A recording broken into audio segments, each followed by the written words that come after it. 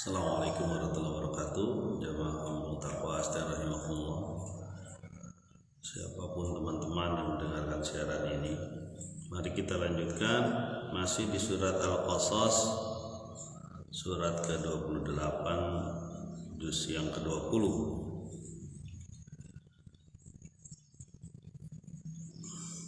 Kemarin kita sudah sampaikan ulasan mengenai kisah Fir'aun, ulasan mengenai kisah orang yang mengagungkan kekuasaan dan pemerintahan dan dia berbuat zalim. Kekuasaan yang dia punya, pemerintahan yang dia punya, pengaruh yang dia punya digunakan untuk menghancurkan nilai-nilai kemanusiaan dan menjadikan manusia terzolimi oleh perbuatannya. Itu kisah Fir'aun yang didukung oleh anak buahnya, menteri-menterinya, tentaranya. Mereka semua ditenggelamkan dalam air laut ya. Sekarang kita lanjut di ayat yang ke-76 surat Al-Qasas. Silakan dibuka teman-teman Android dan Al-Qur'annya ya, atau Al-Qur'annya ya. Ayat ke-76 surat Al-Qasas. Bismillahirrahmanirrahim. Inna Qaruna kana min qaumi Musa fabagha alaihim wa atainahu minal kunuzi ma inna mafatihahu latanu bil usbati ulil quwwati idh qala lahu qaumuhu la tafrah innallaha la yuhibbul farihin. Sesungguhnya Qarun adalah bagian dari kaumnya Musa. Lalu dia berbuat aniaya terhadap mereka dan kami berikan kepada dia perbendaharaan harta yang dimana kunci-kuncinya itu sangat berat dipikul oleh orang-orang yang kuat. Ketika saat itu dikatakan kepada mereka, ada yang mengatakan kepada dia, pada Qarun, yaitu kaumnya berkata kepada Qarun, janganlah engkau berbangga diri. Sesungguhnya Allah tidak menyukai orang-orang yang berbangga diri. Nah, ini beda nih dari kemarin. Kemarin itu cerita tentang pemerintahan, kekuasaan yang menindas. Ya, mirip dengan kekuasaannya Abu Jahal, Abu Lahab yang menindas, berusaha menghancurkan dakwah Islam, berusaha menghancurkan dakwah menuju Allah Subhanahu wa taala. Dan itu namanya Fir'aun. Kalau sekarang berbeda, karena kita akan menceritakan tentang orang yang mempunyai kekuasaan juga, tapi lewat harta dan ilmu. Ada dua nih, satu lewat pemerintahan, yang satu lewat harta dan ilmu. Kekuasaan manis banget, pemerintahan manis banget. Kalau bisa jangan pernah dilepaskan itu kalau manusia memilikinya. Satu lagi masalah, yaitu harta dan ilmu. Nah, ini Qarun diwakili oleh Qarun. Asal mula nama harta karun ya. Ini dari orang seperti ini. Coba kita bahas satu persatu. Sesungguhnya Qarun adalah kaumnya Musa, ya. Min qaumi Musa. Tidak disebutkan oleh Al-Qur'an kapan ini kejadian, karena tidak menambah kemanfaatan ketika disebutkan. Kalau menambah kemanfaatan pasti disebutkan. Ya. Apakah sebelum Musa keluar dari Mesir? Ya. Ataupun ketika di negeri Madian? Atau ketika kembali lagi ke Mesir? Atau ketika dia keluar dari Mesir yang dikejar oleh Firaun? Atau dia selesai keluar dari Laut Merah, ya, menuju negeri yang dijanjikan? Atau setelah selesai Nabi Musa selesai risalahnya dan meninggal? Itu tidak disebutkan dalam Al-Qur'an, ya. Kalau ada yang mengatakan, oh ini anaknya pamannya Musa, kemudian dia berusaha menghancurkan dakwah Musa dengan cara memfitnah Musa dan sebagainya, itu tidak disebutkan. Jadi tidak diperlukan lah, ya. Ada riwayat kayak gitu juga, ya. Ya. Pokoknya ini si Qarun ini kaumnya Musa, pengikut Musa. Mungkin ya bisa disebut juga umatnya Musa atau muridnya Musa. Fabagha alaihim, lalu siapa Qarun itu berlaku aniaya terhadap kaumnya. Tidak disebutkan aniayanya itu jenis apa. Yang jelas aniaya yang berhubungan dengan harta lah, mungkin, ya. Bisa saja dia menumpuk-numpuk harta sehingga ada hak orang miskin di hartanya tidak diberikan, sehingga hartanya cuma beredar di dia saja. Padahal Allah menyuruh kita untuk mengedarkan harta, jangan cuma numpuk di satu orang aja, jangan cuma numpuk di kalangan tertentu saja, ya. Boleh memakan harta atau mempergunakan harta boleh, tapi jangan sampai menjadi hati dia keras sehingga beranggapan bahwa hartalah yang mengekalkan dia. Ya. Berlaku bagho, dia berlaku menganiaya orang. Ya. Bisa saja mungkin saja dia mengambil hak orang lain. Ya, dengan cara riba lah mungkin, ya, dengan cara mengambil tanah orang lain, dengan cara berdagang dengan cara yang nggak benar, kalau perlu mungkin memakai sihir, dukun dan sebagainya, kita tidak tahu. Tapi yang jelas itu ada aniaya si Qarun itu, ya. Fabagha alaihim, ya. Dan bentuk-bentuk kezaliman lain yang mempergunakan harta dia, ya, atau pengaruh harta dia, ya. Karena yang namanya harta luar biasa, ya. Dorongan kita kepada harta tinggi, ya. Dan banyak orang yang masuk dalam lingkaran harta tersebut, dia udah nggak jadi soleh lagi, bisa jadi, ya. Ini kan Qarun ini kaumnya Musa, mungkin dia muslim, mungkin dia juga melakukan ibadah, tapi akhirnya yang terjadi adalah penganiayaan atau kezaliman kepada orang lain, ya. Sebenarnya itu kezaliman terhadap diri juga itu, ya. Wa atainahu minal kunuzi, dan kami berikan kepada dia minal kunuzi. Kunuzi itu perbendaharaan harta, ya, jamak, ya, bentuknya jamak. Banyak kami berikan kepada Qarun harta yang banyak. Apa ukuran harta yang banyak? Ya, kalau sekarang ukuran harta pakai ATM aja kan, atau M-banking kan, ya. Pakai M-banking, pencet di mana, di Android, mengalirlah transfer uang kemana, itu kan gitu.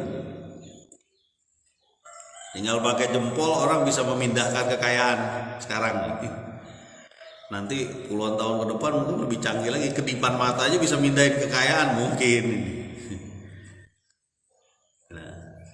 Apa ukuran kekayaan pada saat itu?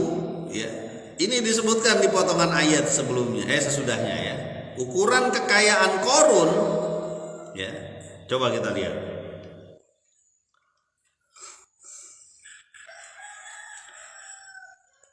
Ma inna mafatihahu latanu bil usbati ulil quwwah.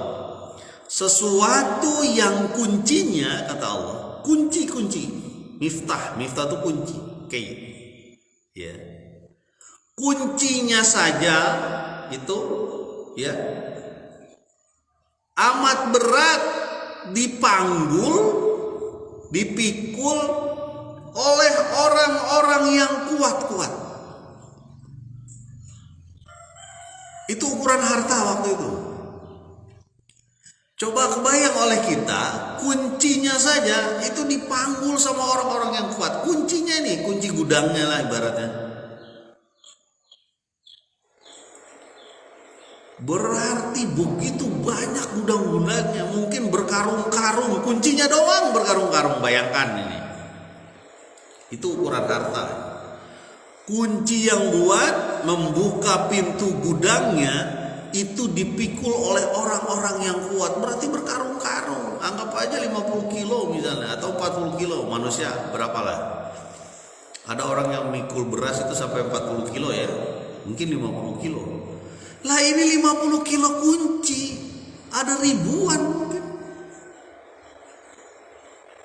Ada ribuan gudang dia, bisa jadi di atas tanah, bisa jadi ditaruh di dalam tanah. Qarun nih. Ribuan gudang. Saya nggak kebayang. Ada film kartun namanya, bukannya iklan ya. Ada film kartun namanya Paman Gober Bebek itu. Dia biasa, ini saya gambarkan sedikit ya, karena saya pernah baca itu. Bukan iklan dia sih, bukan. Cuma saya bisa ngebayangkan lah gimana Qarun seperti itu mungkin. Jadi dia punya gudang uang dia itu dijaga.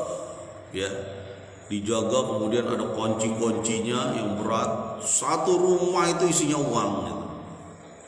Bahkan dia punya kebiasaan mandi uang. Dia nyemplung itu ke uang, kemudian dia berenang di situ. Kira-kira gitulah. Itu satu gudang. Gober Bebek gitu namanya. Paman Gober lah mungkin. Itu satu gudang. Sementara yang disebutkan Allah di sini, ini kuncinya aja berat dipikul oleh orang-orang yang kuat. Berarti ribuan gudang gitu. Ini orang bongharnya luar biasa. Kayanya kaya banget. Ya. Sampai Allah sebutkan, makanya disebutkan minal kunuzi, ya, perbendaharaan harta yang banyak. Kita kayaknya nggak ada apa-apanya lah dibanding Qarun ini, nggak ada apa-apanya, lewat lah. Mungkin dibilang seujung kukunya juga enggak ya. Apakah kekayaan orang Indonesia yang terkaya bisa seperti Qarun? Bisa saja ya. Atau di bawahnya ya. Apalagi biasanya kalau ukuran harta zaman itu emas kan ya, emas ukurannya. Jadi bayangkan oleh kita ribuan rumah isinya penuh dengan emas. Betapa gampang aja dia membuat kezoliman dengan uang yang ataupun harta yang demikian banyak. Jadi ukuran kekayaan pada saat itu adalah jumlah kunci gudangnya, nah gitu. Dan maha berat ya gitu.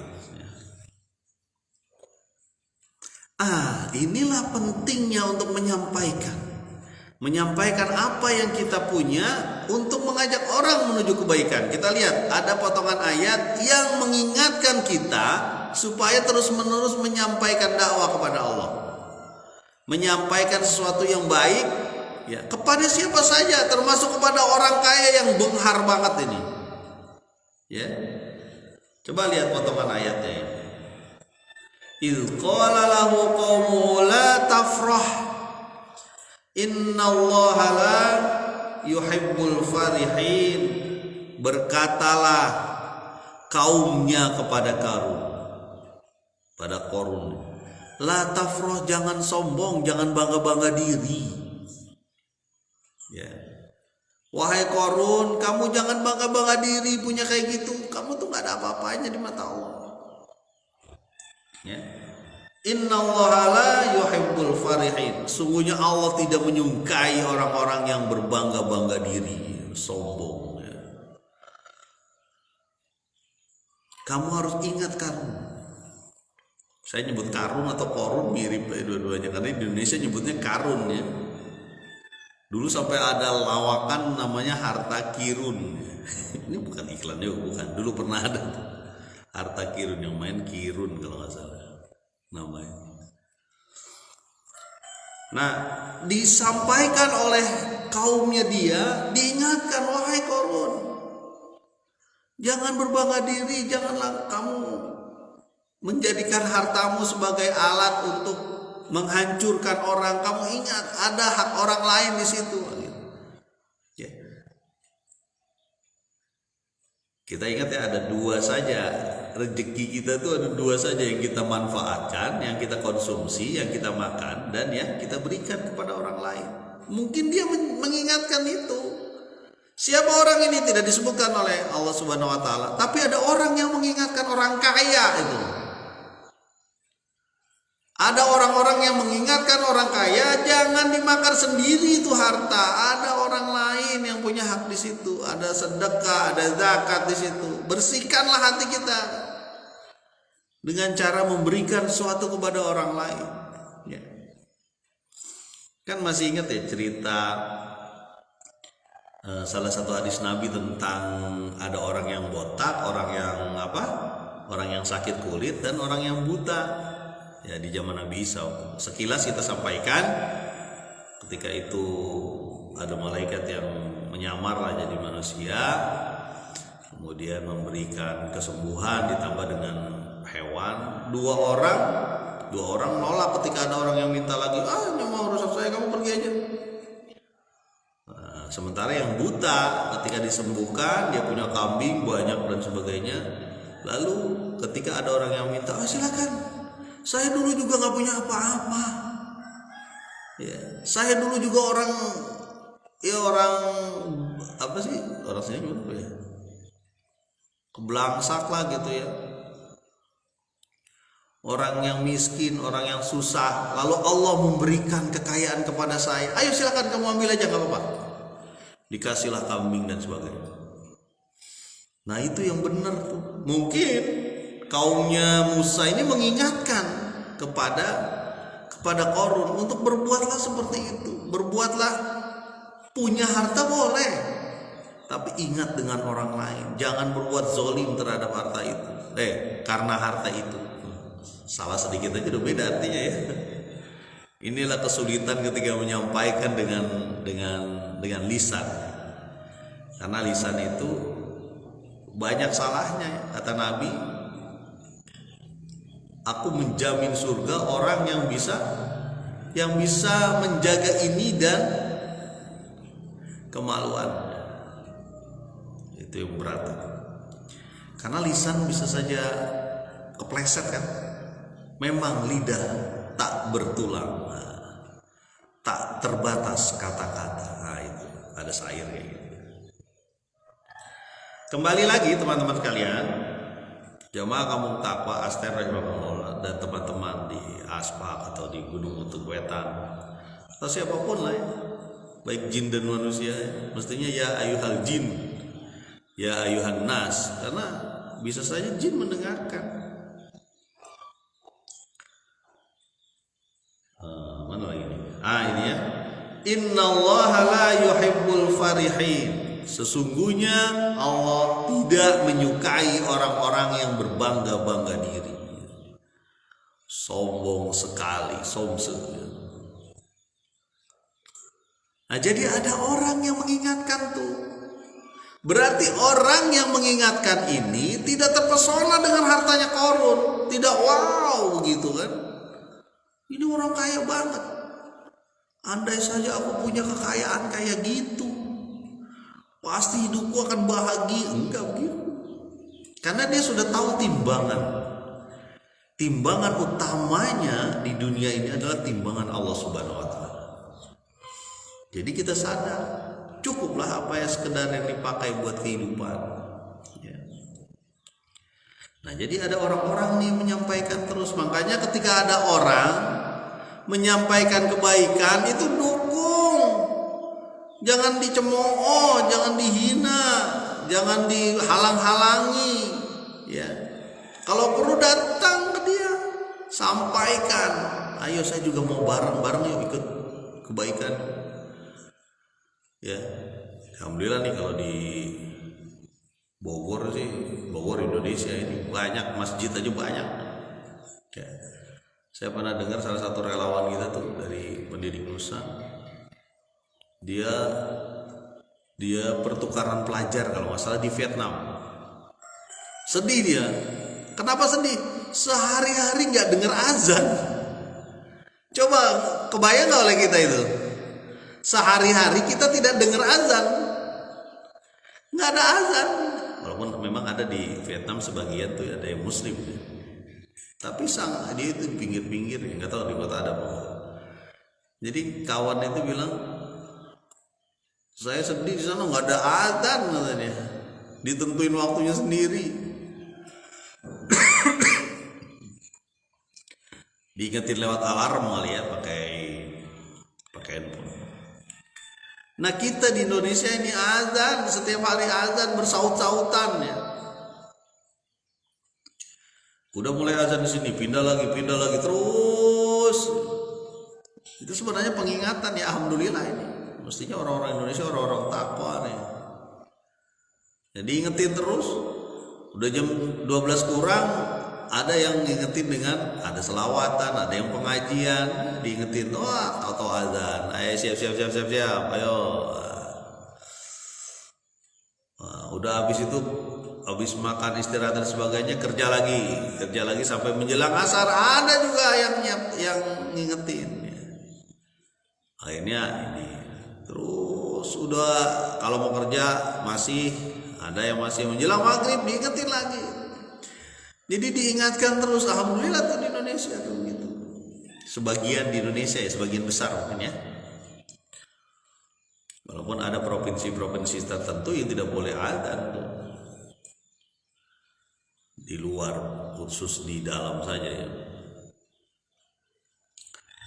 Jemaah kampung takwa dan Allah. Jadi kembali lagi, ini cukup ya satu ayat dulu.